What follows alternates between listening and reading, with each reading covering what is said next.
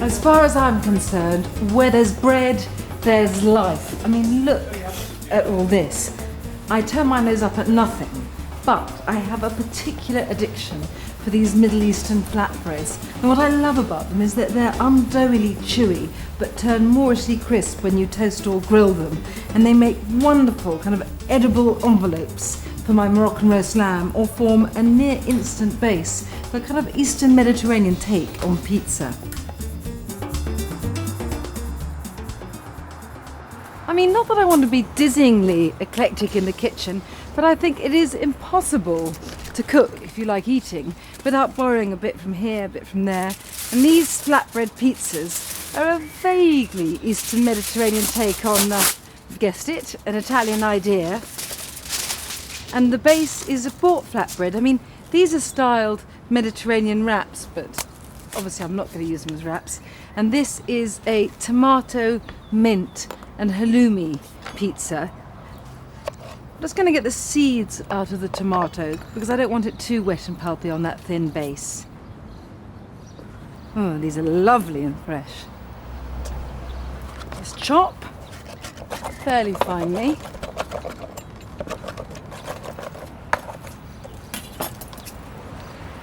And just smooth these now pulpy tomatoes over the flatbread, and on top of the tomatoes, something I love so much, some halloumi, which is intensely salty Cypriot hard sheep's cheese.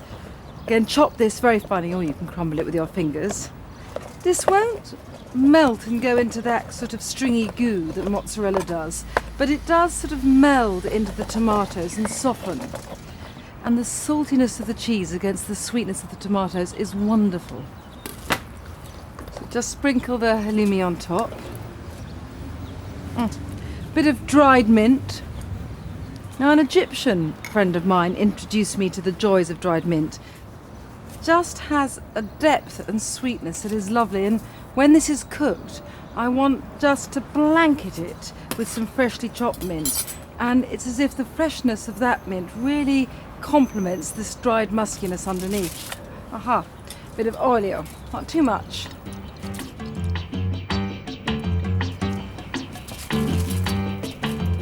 Just drop it on the barbecue. It won't take very long. You just want that thin base to crispen a little bit more and the cheese just soften a little in the heat.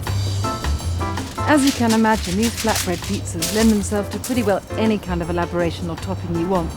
And this is a chili and coriander pizza with some ground coriander, lovely, sort of intensely, deeply grassy.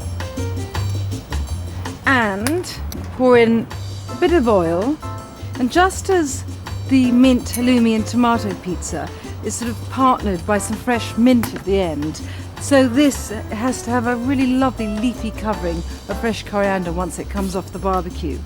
It works so well pairing the sort of scorched, nutty spiciness of the ground dried herb with the final smattering of the fresh.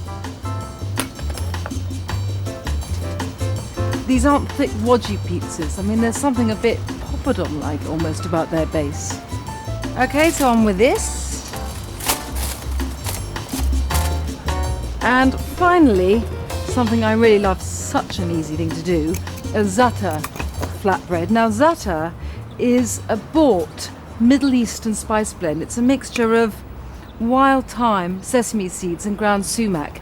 All I'm going to do, so you can see how easy it is mix that with a bit of oil, a bit of brushwork I'm in the mood for. Let's brush this on.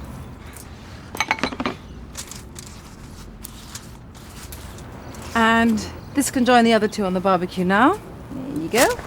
And it's really just a question of cooking until that thin base is even crisper and everything is beginning to ooze in and melt slightly. And the best eaten, I think, just cut into spindly wedges with, I don't know, a drink before dinner or lunch. I'm going to put this on just for a minute just to speed up the process because I'm too impatient, and start chopping my herbs to go over the pizzas when they come off the barbecue.